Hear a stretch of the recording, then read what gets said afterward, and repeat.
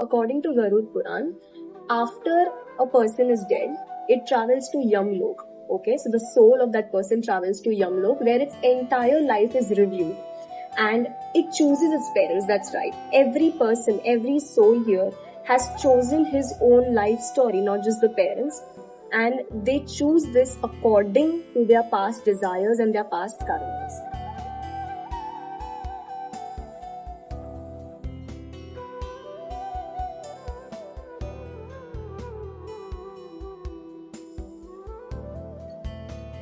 So before we begin today, a very happy birthday to you, Asta. So now you're another year older, wiser, huh? Thank you so much.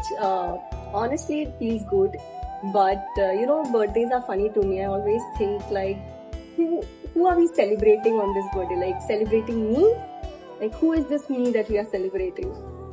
What do you mean? Like me as in what? Like we're celebrating you. You're another year older. Of course we'll celebrate, right? Yeah, but I know it's strange. But who is this me? I mean, are these hands, or is this the space that we are celebrating, or are we celebrating this frame that has gotten 1 year older? Are we talking about that or something deeper? Who is this me that we are celebrating? You tell. You always have the best answers. Okay, think of it this way. When I say this is my hand, okay, this is my phone, the word my conveys that there's an owner to this. There's an ownership. So when I say this is my body, who is this owner of this body? So what do you think? Is this body that we are celebrating, or is it something deeper? So you mean to say you are not this body, you're like not you?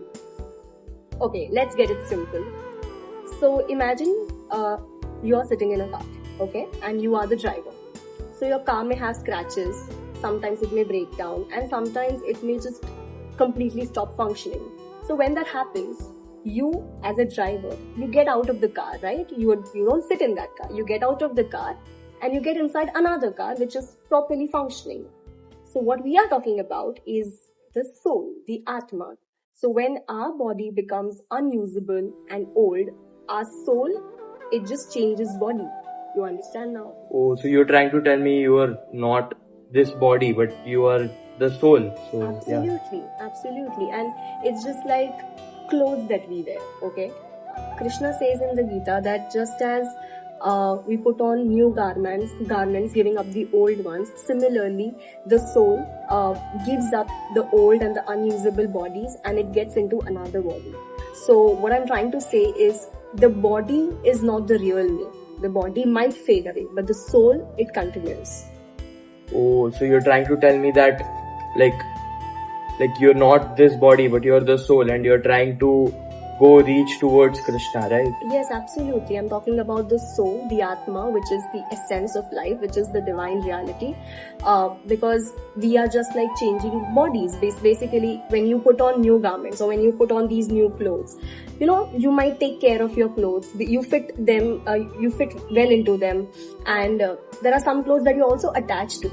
But you are not the clothes that you wear. You are something that, you have always heard people saying that, love me not because of this, but because of what I'm inside. So what is inside? That is the soul that we are talking about. Right. So we get a very nice saying from Krishna in this. Like we should so you mean that we should not be attached to this body and we should be attached to the soul, and our ultimate attachment should be with Krishna because that is our ultimate goal. Yes, the ultimate goal of every soul. Every soul here comes with a purpose. Even if before that we are born, our soul chooses a purpose. Right. And one common purpose that every human being, every living being has is to have a connect with the divine, to walk on the path of spirituality. And honestly, sooner or later, everyone has to walk on the path of God. So it's better if you do it as soon as possible. Right. Even Krishna says, Durlabha Manav Janma. That means we get this human body after a very long time. So if we get this body, we should use it with a good cause, and we should use it only with the purpose of going to Krishna and not away from him. So the only purpose of this human body is to chant Krishna's name, to walk on the path of spirituality and get back to God. And also do good deeds. And this reminds me of one particular extract from Garud Puran, which I read recently, that when we are inside the womb of the mother, if you know the position of the baby is somewhere, the baby is kneeling down and his hands are like this, Right. which means that, you know, inside the womb there's so much that the baby is inside the womb, but there is so much dirt and so much things that the baby actually prays to the God in that position, that, you know, please get me out of this. Right. I will come out, I'll do good deeds, I will chant your name, I'll do good charity. But as soon as a human comes out, this is the soul who is praying inside. Right. But as soon as the human comes out, it's the human nature, because we are in the human world, it forgets all its promises, words, and it Right. starts living in Maya. Also, the it's Kali Yuga, so this is the yeah, effect of absolutely. the time period we are living in. So yeah. Yeah, so today that's what I'm saying. So that's why birthdays become a little funny to me, because we are not we are celebrating the body aging, but the soul, it doesn't age. It Right. continues. It doesn't fade. And Krishna also very well explains that the soul is undying. It is Right. unborn. It is Right. eternal. So yeah. So Yeah. today we are going deeper into it. Today, that's what the story of the Blue Boy is all about. Today we are talking about the story of you, me, not as humans, not as cousins, or not as partners, but as souls. Right.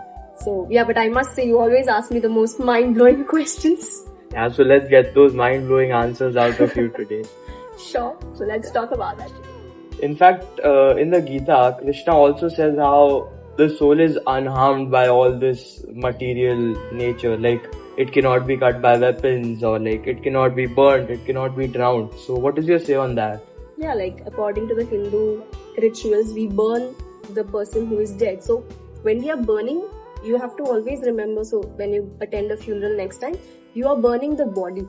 But the soul, in fact, it's an interesting fact, the soul of the person who is being burned, that soul wanders around the same funeral procession. Right. It is just trying to say everybody that, hey, I'm not dead.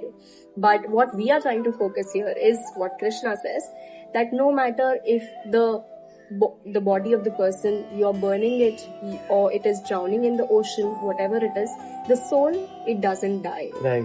So yeah, that's what it talks about. It's just like, I can give you an example of electricity in the bulb. Right. When it flows, you can't see the current that is Right. flowing. But because the current is there, that's why the bulb is active. So it's just like without soul, the body is just matter. Yeah. So the other day you were talking about the Garud Puran and also how you choose your parents. That was a crazy concept for me. Can you talk more about that? Yeah, so according to Garud Puran, after a person is dead, it travels to Yamlok. Okay, so the soul of that person travels to Yamlok, where its entire life is reviewed. And it chooses its parents, that's right. Every person, every soul here has chosen his own life story, not just the parents. And they choose this according to their past desires and their past karmas. It's just like, in fact, Garud Puran also mentions that this soul hovers over potential parents. Okay, like for example, the soul would think that my purpose is so and so in this life, and that it just tries to seek the karmic situation of those parents, and wherever it matches, right, wherever it fits, the soul's purpose fits in, it chooses those parents. But why would a soul want to choose a tough life or like a poor family? Because it's just strange, because nobody would want to go in a poor family or have a tough life, right? Everybody wants a nice, beautiful life. So Absolutely, I agree to that. But I understand in the beginning it may sound a little strange and all, but this is the human that we are talking, okay? The humans are always selfish. They will always think of what is beneficial to me. Why would even I or you, we would want a happy life because Right. we want to live happily. yeah, But the soul, when it chooses fairly. It doesn't choose randomly or selfishly. Right. When it has reviewed its entire life, it will see that, okay, these are the good deeds that I have done for which I should be benefited. These are the bad deeds or sins that knowingly or unknowingly I have committed. right. So accordingly, I should also be punished. So whatever punishments also that we are getting, which we normally blame the situations or we crib over life, and I myself do that, but at the end of the day, the reality remains that we as souls have chosen our own life story of where we want to go, who we are born to, what will be our good deeds, what will be our bad deeds, etc. So you're telling me that we have to, like, the soul, it'll choose the life, like, which will benefit itself and not for, like, its own comfort. So Yeah, it will not benefit itself, but it will benefit the karmic relation, basically the soul's purpose that it has come to. For example, what we mentioned, the soul's purpose, one common purpose that every one of us have is to connect with the divine. But otherwise also, the soul here comes with a purpose. And if that purpose fits into your criteria, then it takes birth there. It's just like, and if your soul's purpose is not complete, it has to again and again take rebirth. For example, just imagine if you are in a math class and you fail maths. Then, it's like a punishment. Your teacher tells you, Right. okay, I won't send you to the music class Yeah. until you get the maths right. yeah, So it's just like you have to repeat the class Right. until you get that lesson right. right. So life is like a math class, so you keep Yeah. repeating. Yeah, Until that lesson is learned right. and you pass. And you were mentioning the Garud Puran before. What does that say about all of this? Okay, so the Garud Puran says that, as I mentioned earlier, that every soul that is born, it hovers over the potential parents, especially the mother. Many a times we hear the mothers sometimes say that, I couldn't do this for my child, or I'm not able to give this to my child. Yeah, But what she has to understand is that this soul who has come into life has chosen you to be the mother. Okay, because your situations align with the soul's purpose that has come into this world. So you're already nurturing the relationship with the mother and the child. Maybe in this materialistic world, they are the mother and the child. But in the soul world, they are just two souls who are trying to align their goals and their purposes align with each other. And that's why the child is born to that particular mother. So basically, your soul is born to that particular soul. It's like, for example, if you want to learn patience, maybe you would be born to strict parents. If you want to learn forgiveness, maybe you will choose someone in the soul world. You will tell them, okay, let's meet in this world. You may hurt me to what extent you want, because my soul's purpose is to learn forgiveness. And that soul also would, agree that, okay, I'll play this part in this role in your play. that's crazy. Yeah, it is. So I get it that we choose our parents, but like, what about the people we meet in our life? Like, we come across a lot of people in our lives. What about that? Do we choose those two? So you're talking about friends, strangers even? Yes. Okay, so now we are talking about something very interesting, which are called as soul contracts.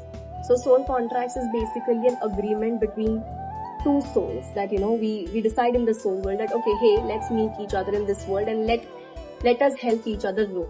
Probably, we can give it an example here that your soul and my soul aligned and we agreed upon this contract that, okay, let's meet in this world and let's give whatever knowledge that we have about spirituality to the material world.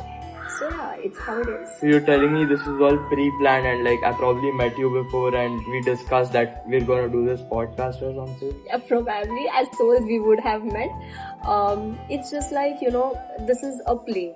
Before the curtain rises, every soul decides, who is going to be the actor, who's going to be the villain, Right. who will be the comic relief in between all of this. But if you see backstage, all of these are friends only. No matter how much they fight fiercely on screen or on the stage. So similarly, in our life also we meet some people whom we connect very instantly and they come in our good books or whatever. And there are some people who hurt us. But all of this is agreed upon by the soul, even our soul and their soul as well. And what about like the wrong people we meet in our lives, like who wouldn't be accurate for us, like they wouldn't be apt for us in that case, like like they wouldn't help you progress in life or like not go ahead in life maybe? No, they are also chosen by us. But this is not their purpose, or neither is it our purpose that they don't help us grow anything. We are thinking on a human level, but on the soul level, the soul sees it from a higher perspective. It sees when we see this bigger picture, we would then stop questioning why me, and then we would more be interested in what is it teaching me. So yeah, everything, whoever we meet, maybe for a short span, for a long span, all are these contracts that are there, and we have decided upon it. Right. So what about soulmates? Like, do we choose them, or like what is the entire this thing? Okay, so the concept of soulmates is real, I agree to that. but it's not real or the way it is shown in movies, okay? According to the Hindu texts and all, we have two types of partners. We have the cosmic partners and we have the karmic partners. Now, the karmic partners are the ones who you meet because of your unresolved past karma. Maybe you have met in your, past lives, you have shared love, but there is some sort of karma that is left unresolved between the two of you. But now these are the relationships where there's a lot of lessons that person gives you. There's a lot of heartbreak, there's a lot of hurt. It's intense, it is deep, but it is because of the karma that is left. Whereas soulmates that you are talking about, those are cosmic partners. Now these are very, very rare to find because these are the relationships where you have freedom, where you have alignment. Your alignment of soul is there with their soul's purpose. So yeah, these are the two relationships, the two types of relationships that are there. And soulmates, as we talk about, it could be a soul connection, but then not necessarily that connection would stay with you for life. So you also spoke about like debts and stuff. Yeah. What was that all about? Can you speak more on that? Okay, so before that, let me just tell you about how, just adding on to what karmic and cosmic, something that comes to my mind is, when you are on a train, imagine you are on a train. Now there are some passengers who come with you, right? They Right. board the train at the same station. They might also get down at the same station. But there are some passengers who they board the train at some other station and they maybe stop before a few stops. But in either case, that's what we are trying to explain. Right. That there are some people who would go with you for life, and there are some people who would get down as soon as their purpose in your life is over. Right. And you would actually notice that, there are some people with whom you have been close, very close in your life, but then all of a sudden they disappear from your life. There is no fight between you, amongst you, or there's no quarrel, there are no arguments, but that person just disappears. And we start questioning, why is this person changed? But you have to stop questioning that because their purpose in our life is over. And that's why if you see, even if you live in the same building or if you live in the same town, you don't come across that person. Right. So yeah, and coming back to what you talked about, soul debts. Soul debts are called, it's just like you can say loans. Okay. Every time we take a birth, we are always dependent on somebody. We owe somebody something, somebody owes us something. It's just that never-ending cycle. So we are always reborn to repay those debts, to repay those loans. And this life is the period that you get to repay your loans. Once your debts are repaid, your soul feels lighter. Completely repaying the loans is not possible, but as soon as your major part is done, your soul feels a little lighter. So yeah, it's just about those loans. But like if this cycle keeps continuing, when are you gonna get free? Like, is there a stage where you get free, like you're done with all these debts? And yeah, it does. But before that, we have something called as runa. In Sanskrit, the loans or the debts that we say are runa. And that's why you say there are many a times where we connect with a person instantly.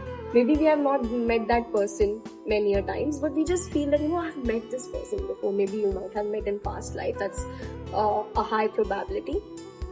But that's the runanu bandha that we have with that person. And that's why we are meant to meet that person for whatever reason. So like you're tied to the debt you are supposed to pay back to them? Yes. And sometimes this person comes, they give you all the love that you need maybe for that particular amount of time, and then they disappear. It's not the disappear, you just have to think that, it was the past karma, the debt that you had on them, probably you had to repay it to them, and that's all about it. But yes, there is a final saturation point of all of this, which is called as Vairagya. Vairagya means detachment. Garud Puran mentions about it as well. The soul chooses to detach itself as well. So when I mention about people not meeting again, today in this material world we call them people. But in the soul world, these souls decide amongst themselves that okay, we won't meet further because you as a soul are not good for my growth. Okay? Right. Maybe your soul's purpose and the other soul's purpose doesn't align anymore. So it has nothing to do with a good or a bad person. It's just that your soul's alignment is now over. Your contract was only till that period of time, and now you choose to detach, which is Vairagya. It's just like I told you, about the actors on the stage. So in the material world, you may fight, you may hurt each other. In fact, I even read about this, that the person who hurts you the most in the material world is the one you're closest to in the soul world. Because in the soul world, you decide that instead of someone else abusing me or hurting me, I would rather choose you as a soul who would hurt me. Right.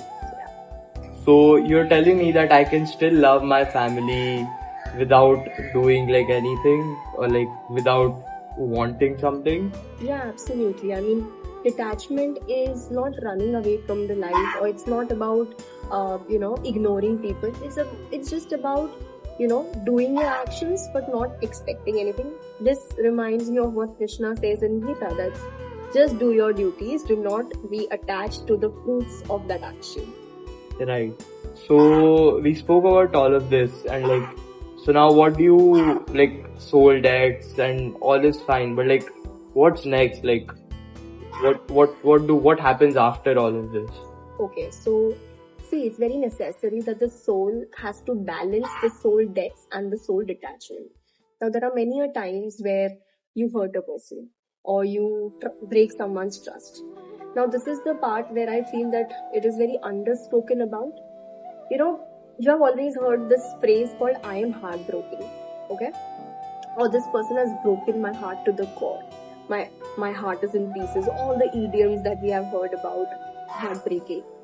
But have you ever heard about how one soul is troubled because of your actions? How your soul is not okay. It is not able to, just survive because of something that you have done to that soul, right? So we are touching upon that, and soul detachment then continues, because then this soul says that, okay, I don't want to continue my cycle with you, because the heart, we are taught in our schools, right? The heart is the size of the palm. Yeah. Right? What is the size of our soul? It's just the thumb. Okay? So the size of the soul is such small. But that soul, that little soul, is troubled to a great extent. And when that happens, that's when detachment comes in, and that's when the soul decides not to, continue his or her lives ahead with you. And because that leaves a scar on that soul forever, and forever means even some scars are even beyond this lifetime. Right. So this happens when you break someone's heart, so the scar will stay on forever, and it's beyond the lifetime, and it will be stuck with the soul forever. That's what you're saying. Yes, absolutely. That's what I'm trying to say. See, detachment is it's very similar to holding sand in your palm. Okay, when you will hold sand tightly in your palm, it will slip away. But when you keep your palm open, the sand rests on your palm, right? So detachment is just that. Just let things be. Don't try to crush it. Don't try to control it. Don't try to expect anything out of it. Right. That's what it is about. Okay, so when we love each other, maybe as siblings or as partners or as brothers, sisters, whatever, we place our trust in that soul. Not in this world, even before we as souls are born. And when that trust is broken, it's just like, see, the trust is like a temple. You are in a temple, and then when you break the trust, it's very equal to killing someone, or it is very equal to going inside the temple and crushing the idol of the deity. So you see, you have to try that you as a soul do not hurt somebody to an extent that that scar is beyond this lifetime.